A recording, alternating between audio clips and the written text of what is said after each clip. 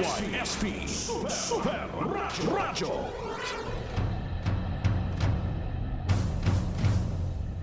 Magandang umaga mga ka-Super Audio. Magandang umaga Palawan. Magandang umaga lungsod na Puerto Princesa. Narito na naman po tayo mga ka-Super Radio. Sama-sama na naman po tayo hanggang alas 11:30 ng umaga. Issue at kaalaman.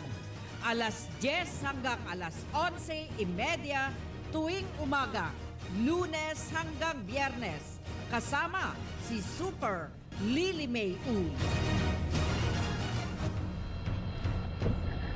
Puerto Princesa, good morning!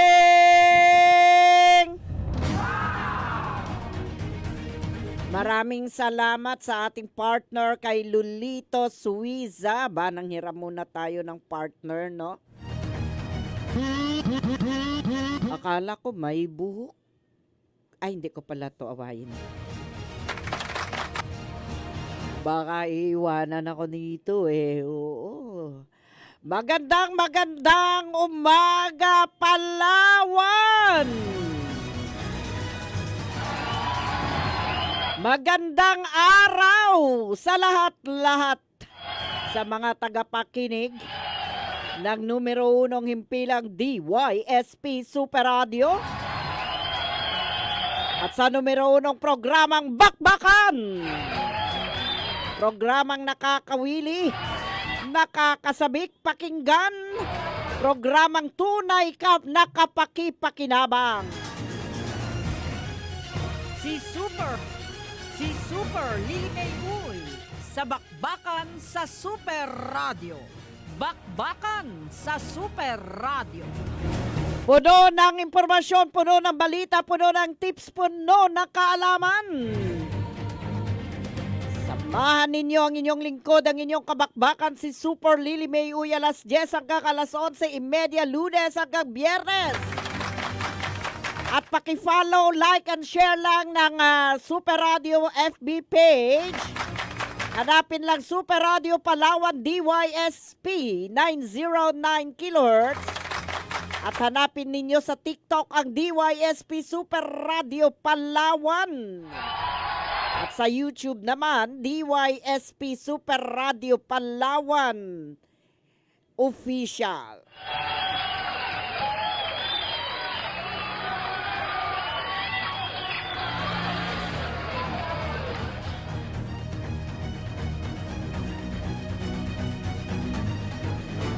Ugaliing pakinggan ang numero 1 programang Bakbakan sa Super Radio.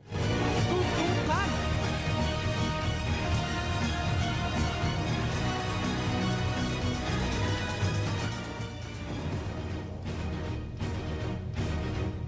Kahinaan at kakulangan, bakbakan mo. Mga ka-Super Radio, minsan hindi tayo napapagod sa ating sarili, no? Sa ating buhay. 'Di ba?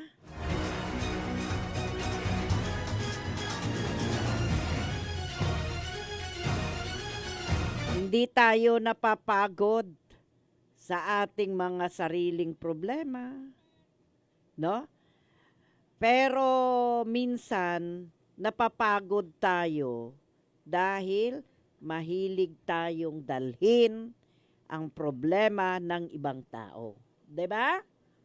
Ganyan tayo, marami sa atin ang ganyan. Sige na lang tayo panghihimasok sa problema ng iba kasi ang iniisip natin para makatulong, taga-ayos, taga-aliw, taga-bigay saya, no? Mabilis tayong mag-response para sa iba, no? Kasi gusto natin lagi ipakita na matatag tayo, na klase ng tao, no? Kahit unti-unti nagiging malabo ang pag-iisip natin. Nagiging magulo ang pag-iisip natin hanggang sa tayo mismo nauubusan ng pasensya.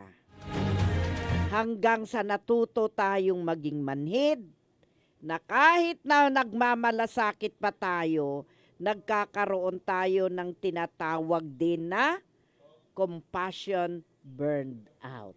Iyon ang tawag dyan. Kahinaan at kakulangan, bakbakan mo. Masyado tayong nagmamalasakit sa ibang tao. Kasi pamilya eh. Kasi kamag-anak. Kasi kaibigan. Kasi kaopisina. No? Kasi kawawa.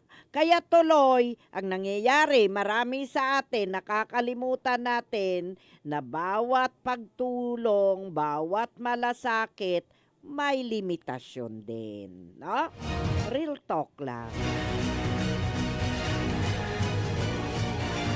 Ang nangyayari, ikaw yung tagapagligtas, parang ikaw yung lugar na mailigtas ang mga may problema, no?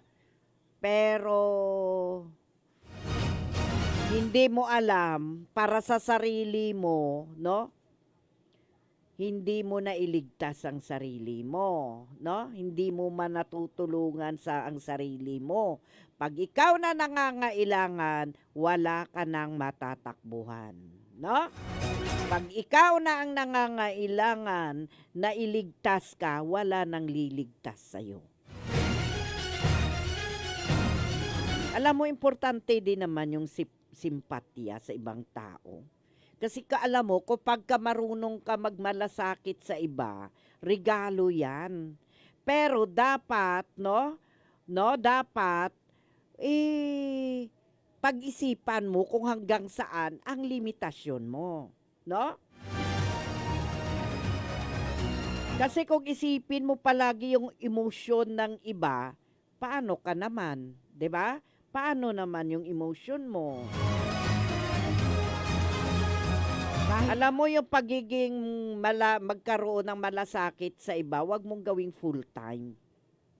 Oo. Wag mong gawing full time. Medyo babaan mo, no? Para naman maiwasan mo yung tinatawag na stress, no? Minsan kaya tayo nai-stress, problema ng ibang tao. Yun ang inaalala natin, sarili natin, nakakaligtaan natin. Maraming ganyan, no? Kaya tuloy ikaw ang naghihirap. Pag ikaw nang naghihirap at nangangailangan ng tulong, wala nang kakalinga sa'yo. Kahit na pinipilit mo na makaya mo, hindi mo na pala makaya, no? Nagkakaroon ka na kasi ng tinatawag na compassion burned out, no? Hindi ka mahina, napupuno ka lang, no? Kaya ang mangyayari, nagiging emotional ka, ang nagsasakripisyo, kalusugan mo, no? Alam mo, bawat tao may hangganan. Kung gusto mo maging kalmado, no? Kailangan mong isipin, kailangan mong tingnan na ang palatandaan kung hanggang saan lang ang limitasyon mo. Ngayon, kung pakiramdam mo, namamanhid ka na, naiinis ka na, magulo ng pag-iisip mo, pagkatapos, pressure ka pa sa ibang tao, hindi na yun normal, no? Isa na yan sinyales na itigil mo na. Control ka na, no? Kailangan mong tirahan ang sarili mo, no? Kailangan mo ring suportahan ang sarili mo na hindi mo dinadala ang sakit sa dibdib ng ibang tao.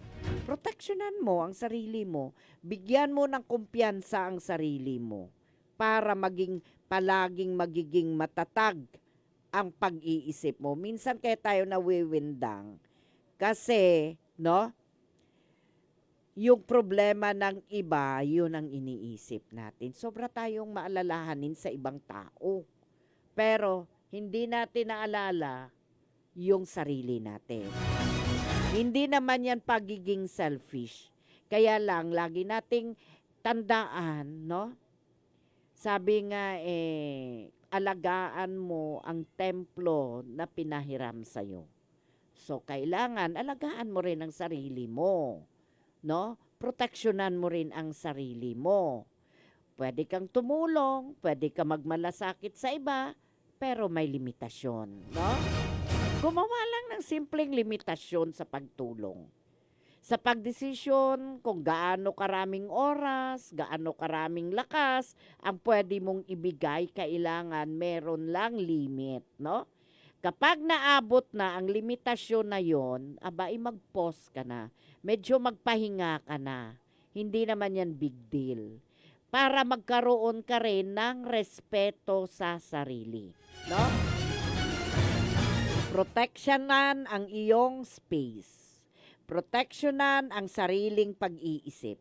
Proteksyonan ang sariling kalusugan para patuloy kang makagawa ng nais mo, no?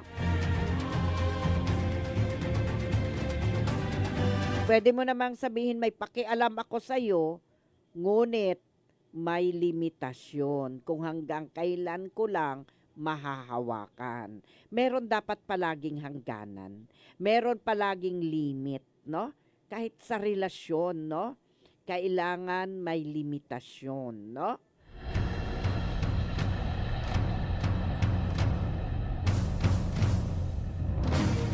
Kasi kailangan mo rin na gumalaw ng tahimik, maglakad ng tahimik, no? Kailangan mo rin na matulog ng tahimik. Kailangan mo rin ng isang oras na offline, no? Nang sa ganoon, maka-recharge, no? Kasi kung pinoproblema mo sarili mo, may problema ka pa sa ibang tao, problemahin mo ang lahat-lahat, hindi mo yan makakaya. Babagsak at babagsak ka.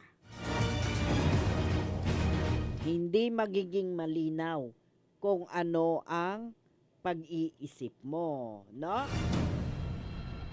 Kahinaan at kakulangan, bakbakan mo. Kung ikaw ang laging malakas, no, kumuha ng lugar kung saan maaari ka ring hawakan, no? Kailangan lagi kang kalmado.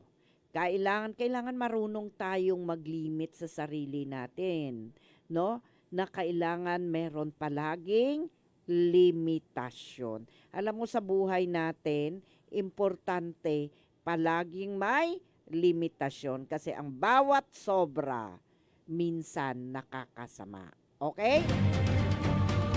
Mahina kasi tayo pag nalapitan lang tayo ng kunyari mga kakilala natin, nagiging malambot na tayo eh.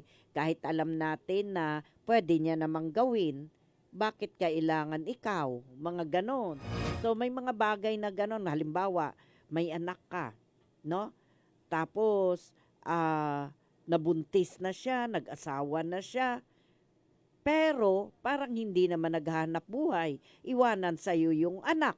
'Di ba? Pwede namang, alam mo, may mga maraming magulang na ganun. Iniiwan ang mga anak sa magulang. Kasi, parang responsibilidad ni nanay kag ni tatay na bantayan ang apo. Ang magulang, dapat hayahay na yan. No?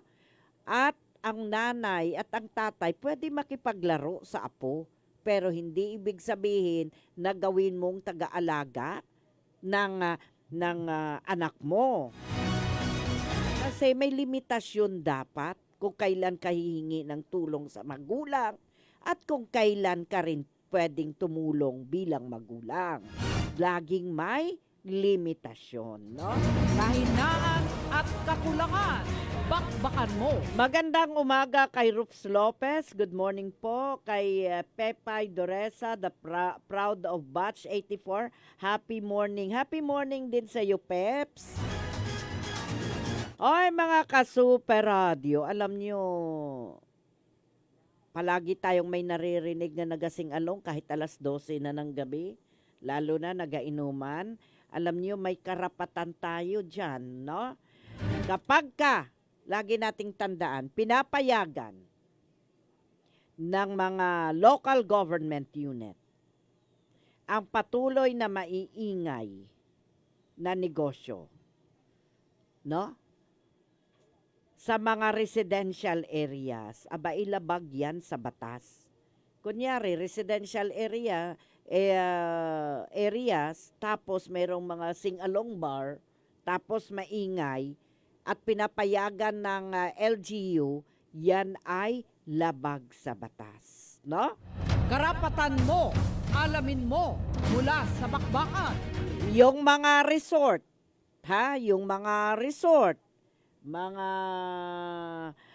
video okay bar, o di kaya yung mga party venue, o iba pang mga negosyong malakas ang ingay, aba hindi yan kabilang sa mga residential na komunidad, no?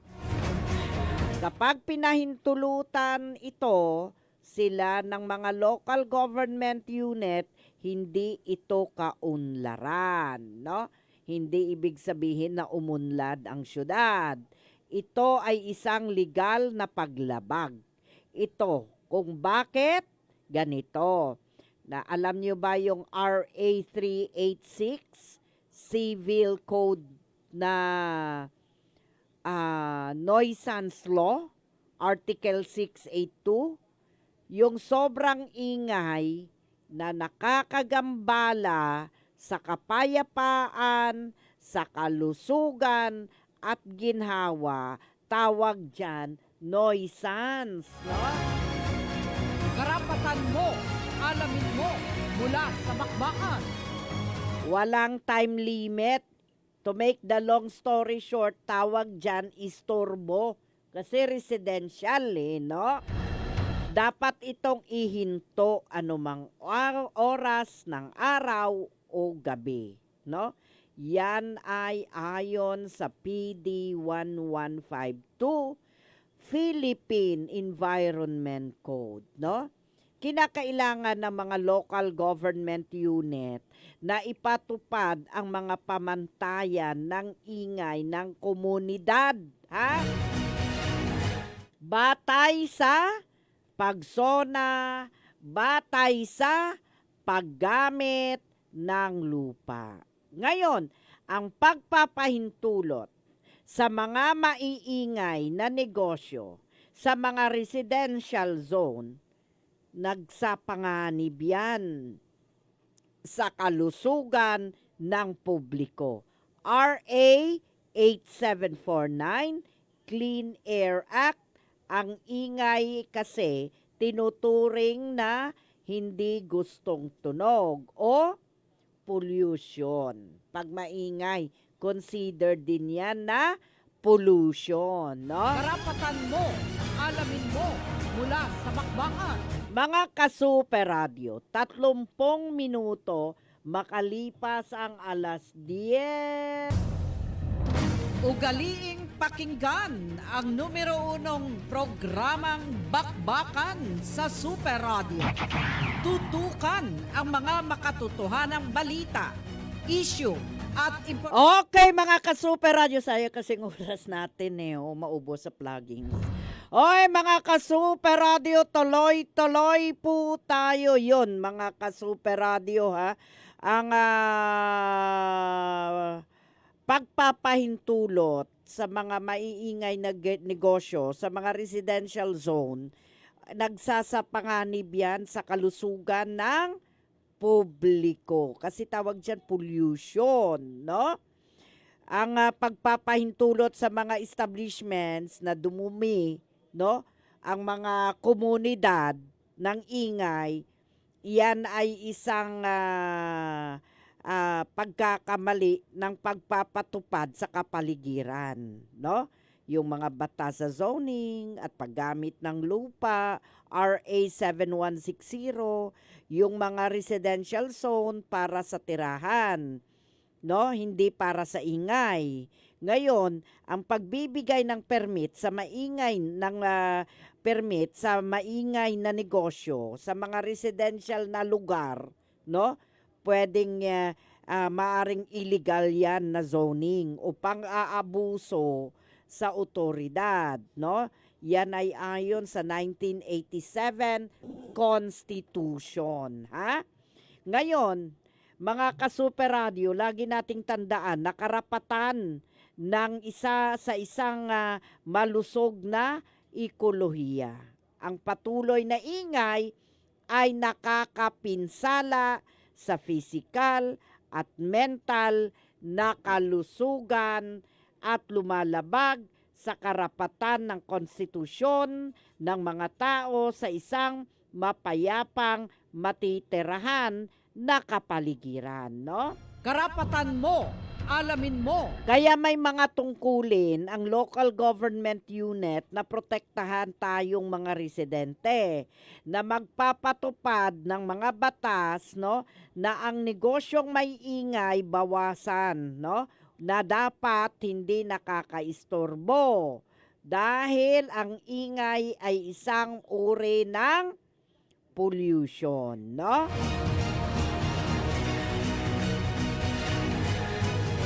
Karapatan mo, alamin mo. Lagi dapat tandaan na ang residential area para sa pamumuhay, hindi para magdurusa sa ingay. Kasi kung minsan pag na-check ng mga, oy, ang ingay nyo, magagalit. Ano nyo, karapatan namin to, sa amin to nga area.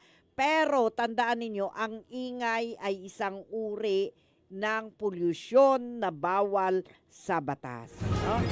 At least alam nyo na kung ano yung karapatan nyo. Kaya pwede nyo yan ma-report kung may ingay. O lalo na kung merong negosyo na laging nagiging cause ng ingay. Hoy mga ka-Super Radio, tuloy-tuloy tayo sa ating mga balita, bakbakan, balita. Bakbak balita. Isang lalaki arestado sa drug buy-bust operation sa Barangay Kalipay. Motorista patay matapos mag-self-crush sa bayan ng Nara, Palawan.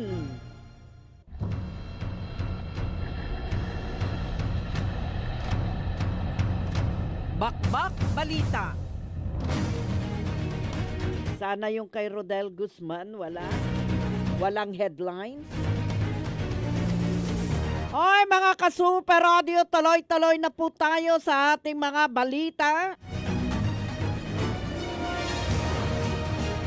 Punta natin Super Kenneth Calumres, isang lalaki arestado sa drug buy-bust operation sa Barangay Kalipay.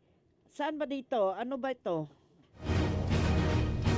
Super Kenneth Calumres, pasok. Oh, Super Kenneth.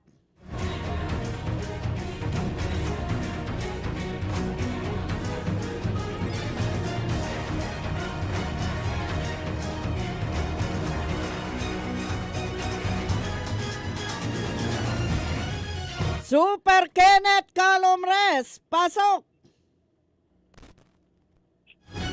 Arestado ang isang lalaki matapos mahuli sa isinagawang drug buy-bust operation ng mga otoridad sa Porosalipay sa lungsod ng Puerto Princesa.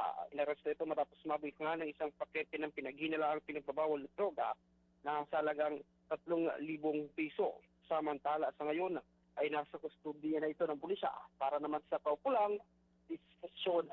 Ako si Kenneth Calumres ng GMA Super Radio Palawan. Dapat totoo. Maraming salamat sa iyo, Super Kenneth Calumres. Bakbak balita. Punta naman natin Super Rodel Guzman, Pag-ibig Fund Palawan. Bumisita sa local government unit upang iparating ang mga programa nito na makakatulong sa mga kawani ng gobyerno. Super Rodel Guzman, pasok! Bumisita sa mga local government units sa Palawan ang mga tauhan ng Pag-ibig Fund upang talakayin mga programang maaaring mapakinabangan ng mga kawani ng pamahalaan at mamamayan.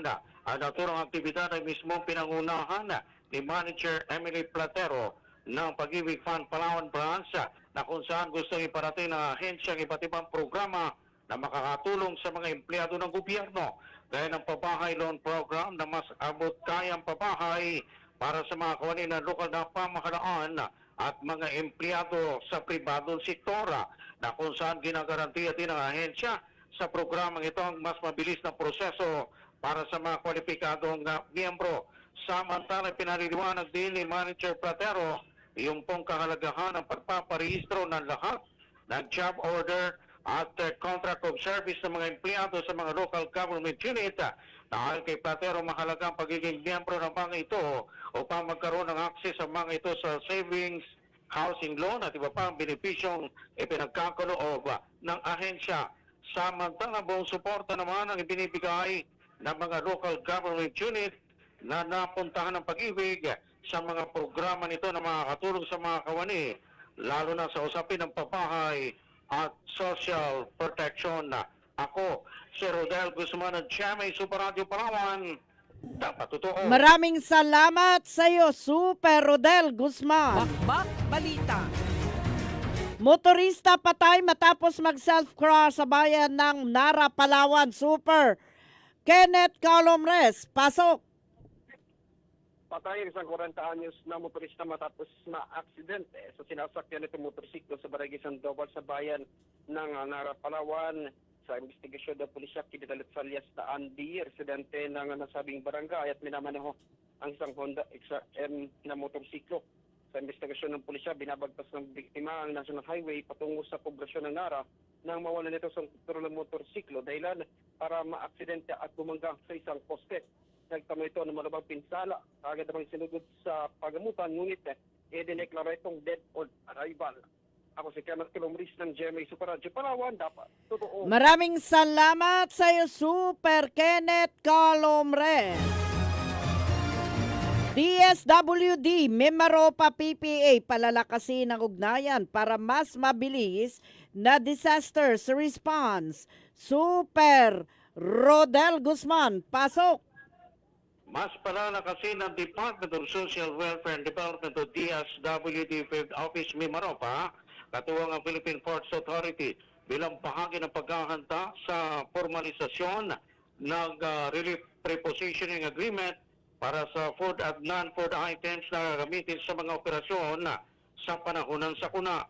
Sa ulat ng DSWD, layunin ng kasunduang ito na palakasin ang logistics preparedness ng rehiyon sa pamagitan ng strategic prepositioning ng relief goods sa mga piling pantalan upang matiyak ang mas mabilis at episyenteng paggalaw at mamahagi ng tulong sa mga komunidad na maapektuhan ng kalamidad gaya ng Palawan na isang islang probinsya. Sa pagpupulong tinalakay ang posibleng paggamit ng mga pasilidad ng PPA bilang prepositioning sites, ang malinaw na paghahati ng mga tungkulin at responsibilidad ng bawat ahensya at ang pagpapalakas ng coordination mechanisms para sa maayos na imbakan, mobilisasyon at distribution ng relief assistance sa panahon ng emergency. Ang inisyatibang ito ay pagpapakita ng kahalagahan ng matibay na interagency partnership sa pagsusulong ng disaster preparedness at sumusuporta sa mandato ng DSWD na maghatid ng napapanahon at sapat na tulong sa pamilyang apektado ng sakuna. Ako, si Rodel Guzman ng GMA Super Radio Palawan, dapat totoo. Maraming salamat sa iyo, Super Rodel Guzman. Bakbak Balita. Idiniklara ng Sangguniang Bayan ng Kalayaan, Palawan bilang persona non grata kasalukuyang Chinese ambassador to the Philippines na si Jing Quan. Ang hakbang ng lokal na pamahalaan ng Kalayaan ay bilang pagkundina sa pag-umano'y paglabag ng ambassador sa mga diplomatic protocol at sa mga pahayag nitong laban sa ilang opisyal ng bansa. Isinagawa ang deklarasyon sa bisa ng isang resolusyon na iniakda ni Vice Mayor Maurice Philip Alexis Albaida na agad namang inaprubahan ng Sangguniang Bayan sa kanilang regular na sesyon noong Martes. Sa panayam ng Super Radio Palawan kay Vice Mayor Albaida, sinabi nito na ang naturang hakbang ay nagsisilbing pagtindig ng lokal na pamahalaan laban sa mga pahayag at aksyong itinuturing na hindi naaayon sa umiiral na mga pamantayang diplomatiko, gayon din bilang pagtatanggol sa mga opisyal ng bansa na umano'y naging biktima ng trolling mula sa China. Ito na ang ikalawang pagkakataon na nagdeklara ng persona non grata ang Sangguniang Bayan ng Kalayaan laban sa itinalagang ambasador ng China sa Pilipinas. Matatandang idineklara ring persona non grata sa kalayaan ng dating Chinese ambasador na si Wang Xilian. Matapos umano nitong baliwalain ang mga insidente ng panghaharas ng mga barko ng China sa mga sasakyang pandagat ng Pilipinas sa West Philippine Sea. Bakbak Balita. Samantala, isang sunog ang sumiklab pasado alas 12 kahapon ng tanghali sa pamilihang bayan ng lungsod ng Puerto Princesa at patuloy ang tagapamatay sunog sa lungsod sa pag-apula ng apoy. Mabilis na kumalat ang apoy sa ilang bahagi ng palengke na nagsimula sa dry goods section dahil sa mga madaling masunog na materyales sa loob ng pwesto. Pahirapan ng pagresponde ng mga bumbero dahil sa malakas na apoy at makapal na usok na bumalot sa lugar na sinabayan din ng malakas na ihip ng hangin. Nadamay din sa sunog ang ilang sasakyan na nakaparada sa magkabilang kalsada na hindi naialis nang magsimula ang sunog. Hindi pa matukoy sa ngayon ang naging sanhi ng sunog na tumutok sa maraming tindahan sa loob ng pamilihang bayan. Bakbak Balita. Bakbakan sa super. Samantala, nagbigay naman ng paliwanag ang Puerto Princesa City Fire Station kaugnay sa reklamong hindi umano makontak ang kanilang hotline nang sumiklab ang sunog sa Bonifacio Street, Barangay Bagong Sikat, bandang alas 3 ng hapon noong January 27. Ayon kay punong barangay Alberto Alib at ilang residente, ilang beses di umano nilang tinangkang tawagan ang emergency hotline ng City Fire Station. Ngunit walang sumasagot sa mga numerong nakapaskil sa islang lugar. Sa panig ng City Fire Station, pinaliwanag ni FO3 Ramon Orteliano, tagapagsalita ng istasyon, na ang mga numerong 0977-855-1600 at 0925-707-7710 na nakalagay sa Puerto Princesa City Emergency Hotline ay mga dating numero na hindi na aktibo. Anya, napalitan na ang kanilang hotline ng 0964-945-2971. Subalit ito umano ay hindi ito makontak noong insidente. Paliwanag pa ni FO3 Orteliano, sabay-sabay umano ang pagpasok ng mga tawag noong mga oras ng sunog, kaya't naging busy ang linya. Lalo't may kausap na silang nagbibigay ng mahalagang impormasyon hinggil sa insidente. Samantala, patuloy pa rin ang sinasagawang imbestigasyon ng mga otoridad sa sanhi ng sunog. Batay sa inisyal na ulat, 8 pamilya na binubuo ng humigit kumulang na 35 individual ang naapektuhan ng insidente. Bakbak Balita.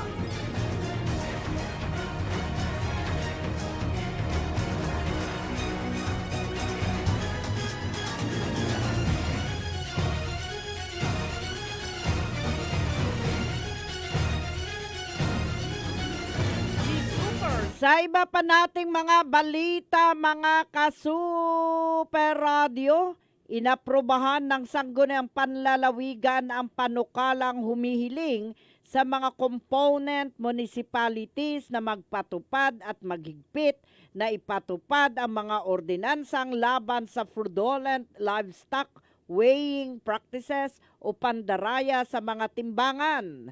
Ayon kay 3rd District Board Member Rafael Ortega Jr., marapat lamang na lumikha ang mga lokal na pamahalaan ng matibay na ordinansa laban sa paggamit ng hindi calibrated na timbangan at iba pang anyo ng pandaraya na nakakaapekto sa mga magsasaka, hog raisers at rice farmers.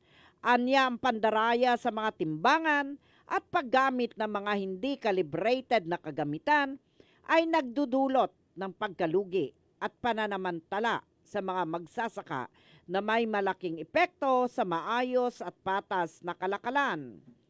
Dagdag pa niya, ang pag-iwas sa mga ganitong iligal na gawain ay mahalagang proteksyonan para sa mga magsasaka at makatulong sa pagpapalakas ng transparency at accountability sa mga agricultural market.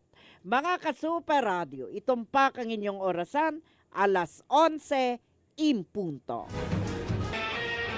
Ito ang serbisyong totoo. GMA Super Radio.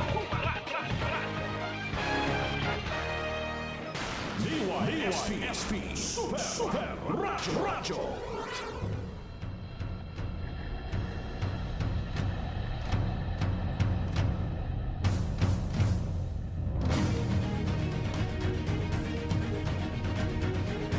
Oy mga ka-Super Radio, tuloy-tuloy tayo sa ating kaalaman mula sa bakbakan. Mga kaalaman mula sa bakbakan.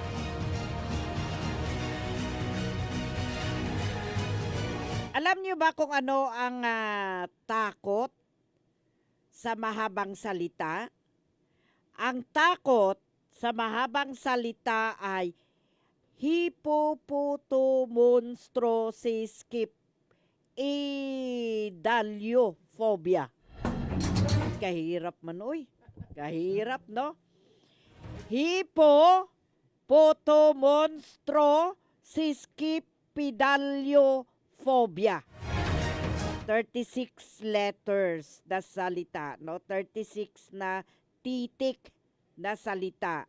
At una itong ginamit ng makatang Romano na si Eurace noong unang siglo na BCE upang punahin ang mga manunulat na may di makatwirang pagkahilig sa mahabang salita. Ang Amerikanong makata na si Amy na posibleng natakot sa sarili nilang apelyido ang lumikha ng term kung paano natin ito nalaman noong 2000. Magandang umaga kay Angelita Navilla Cadiena. Good morning kay Pepay Doresa. Salamat gid halong permi. We are always praying for you. Salamat. Kay Aryang Lucero. Good morning po Ma'am May. Watching from Barangay Tigman, Porok Riverside, Aborlan, Palawan. Thank you po. Alam niyo ba mga ka-Super Radio, ang pinakamatandang aso sa mundo ay nabuhay hanggang 29.5 years old. 29.5, muntik na mag 30 years old. Habang ang median na edad na inaabot ng aso ay 10 to 15 years old lang. Isa itong Australian cattle dog ang nakaligtas hanggang sa siya umabot sa edad na 29.5. Ang pinakamatandang pusa naman sa mundo ay nabuhay ng 38 years old and 3 days. Mga kaalaman. Grabe no, nakaabot din ng 38 years old and 3 days. Alam nyo rin ba, mga ka-super radio, ang cream puff, ang pinakamatandang pusa na nabuhay. Ang araw ay gumagawa ng tunog, ngunit hindi ito maririnig. Alam nyo ba yung sun? Meron yan sound ang araw, pero hindi natin naririnig. Ito ay dahil sa pressure wave, no? Ang araw ay nagkakaroon ng tunog. Ang wavelength ng mga pressure wave mula sa araw ay sinusukat sa daan-daang milya. Gayunpaman, ibig sabihin, malayo ang mga ito na hindi maabot ng pandinig ng mga tao. Mga kaalaman mula sa bakbakan.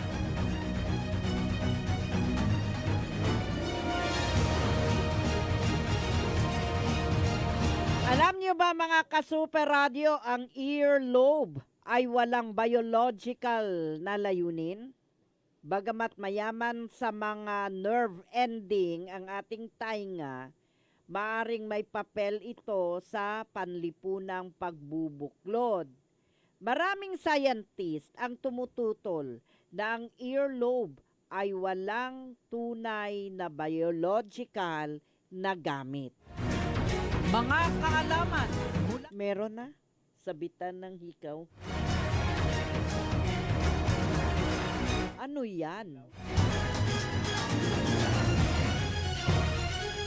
Okay, mga ka-super radio, alam nyo ba ang utak ay patuloy na kumakain sa sarili nito?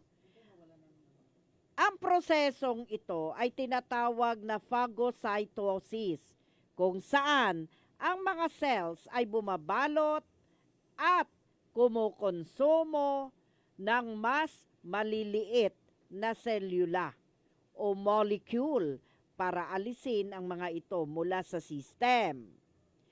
Huwag mag-alala, ang phagocytosis ay hindi nakakapinsala, ngunit nakakatulong na mapanatili ang kulay abong bagay. mga kaalaman mula sa bakbakan. At alam nyo rin ba, ang pinakamalaking peraso ng fossilized dinosaur po na natuklasan ay higit 30 centimeters ang haba at higit sa 2 litro ang volume. Pinaniniwalaan, isang Tyrannosaurus rexter ang fossilized na dumi na pinangalanang coprolite. Tumutulong sa mga scientist na mas maunawaan kung ano ang kinakain ng dinosaur. Mga kaalaman mula sa Huwag mong ilagay sa harapan ko, natatakot ako sa mukha ko. Alam nyo rin ba, hindi talaga bilog ang Mars, no? Ang planetang Mars ay hindi talaga bilog. Oo, hindi talaga bilog. Hindi tulad ng iba pang mabatong planeta sa solar system. Ang aktwal na hugis ng planetang Mars ay tulad ng isang rugby ball.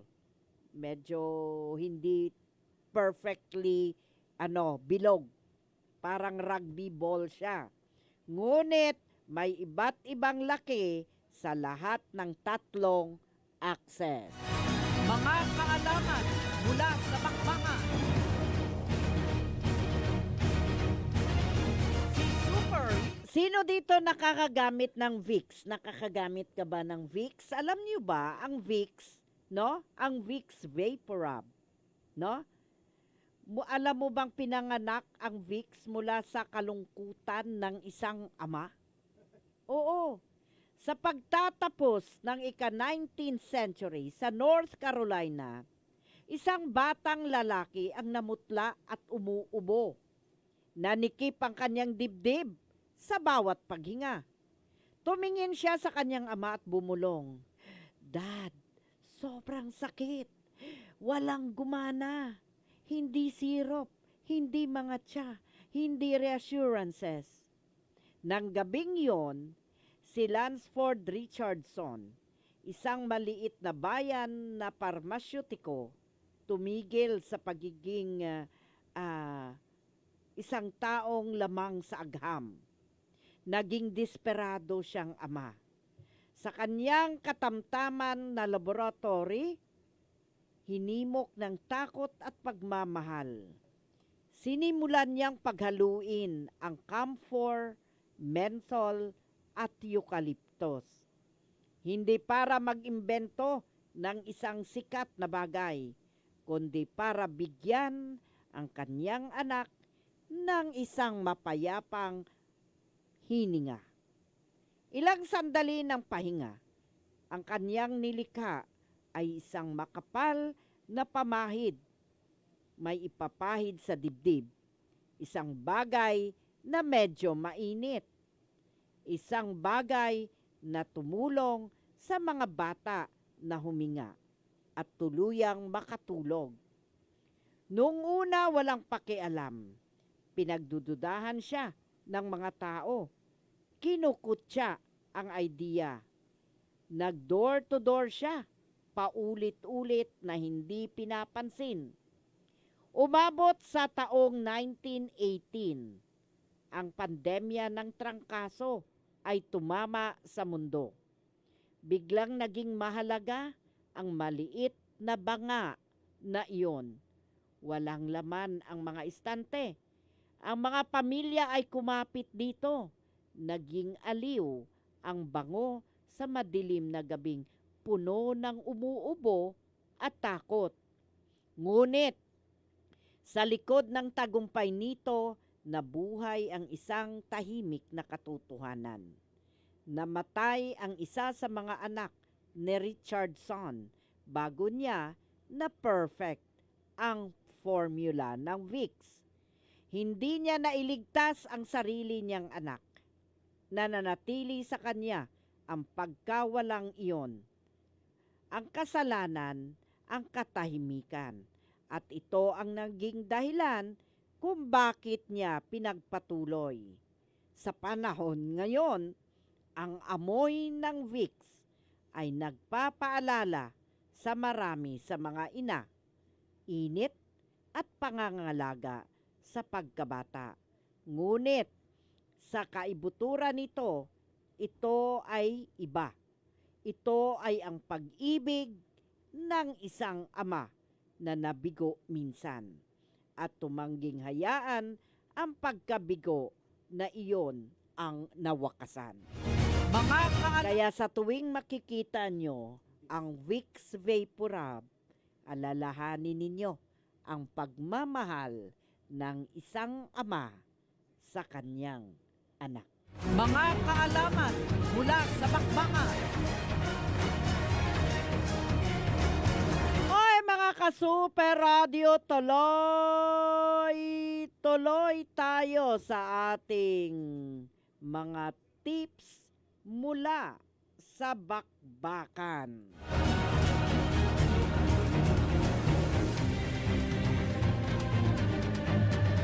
Bakbakan tips. Bakbakan tips. Oy mga ka-Super Radio, alam niyo ba na ang exercise ay nakakapagpababa ng sugar sa dugo at makakatulong na makontrol ang timbang at pagandahin ang pakiramdam. Maaari nitong pagandahin ang daloy ng dugo, presyon ng dugo at ang kalusugan ng puso. Kahit ang isang maliit na dami ng regular na aktibidad ay magkakaroon ng malaking epekto sa kalusugan. Ang exercise ay nakakatulong sa sugar sa dugo. Ang regular na exercise ay pinapapabuti ang pagkontrol sa sugar sa pamamagitan ng pagtulong ng katawan na maggamit ang insulin. Nakakatulong din ang exercise sa mental at emotional na kalusugan. Ang physical aktibidad ng exercise ay nakakaginhawa ng stress at nakakatulong na patulugin ng maayos. Sa regular na exercise, pwedeng bawasan ang panganib ng sakit sa puso at mataas na presyon ng dugo. Napapabuti ang level ng kolesterol at triglycerides. Ang exercise nakakatulong na mabawasan ang taba, magtamo ng kalamnan at makontrol ang timbang. Ang aktibidad na exercise ay nakakatulong na babaan ang sugar sa dugo. Tumutulong ito na maiwasan ang pinsala sa mga daluyan ng dugo at nervyos na maring maging sanhi ng problema sa utak, mata, paa at binti. Kung napamahalaan ang inyong sugar sa dugo, maring gumastos ng mas maliit para sa medical na pangangalaga kapag patuloy na nag-e-exercise. May dalawang klase ng exercise. Ang ating katawan, no, na makakatulong sa sugar ng dugo. Minumunongkahi ng mga experts ang parehong uri ng exercise para sa mga taong may diabetes. Ang aerobic exercise, ito ay maindayog, paulit-ulit at patuloy na paggalaw ng malalaking grupo ng kalamnan na hindi bababa ng 10 minutes sa isang beses. Ang halimbawa nito ay ang paglalakad, pagbibisikleta, pagja-jogging, paglangoy, water aerobics, at madami pang sports, no? 10 minutes exercise a day, no? Alam niyo ba, mga ka-super radio, ang uri ng exercise ay gumagamit ng kalamnan para paggalawin ang mga timbang o gumawa ng salungat na resistance. Maaari itong gawin gamit ang free weights, mga makina, resistance, o ang sariling timbang. Ang pangunahing layunin ay ang maging mas active kahit nakakaunti ay makakatulong. Ang paglalakad ay isa sa mainam din na uri ng exercise na magawa ng lahat. Ang doktor mismo ang makakatulong kung anong exercise ang nararapat. Kaya magsimula sa isang programang exercise at maglayon ng 30 minutes na aktibidad madalas araw-araw ng linggo. Bakbakan Tips.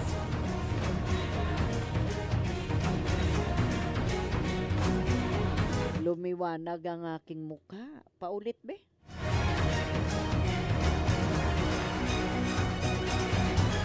Kaya mga ka-super radio, maging aktibo, no? Sa inyong katawan, subukan na mag-exercise, gamitin ang hagdan, imbes na elevator.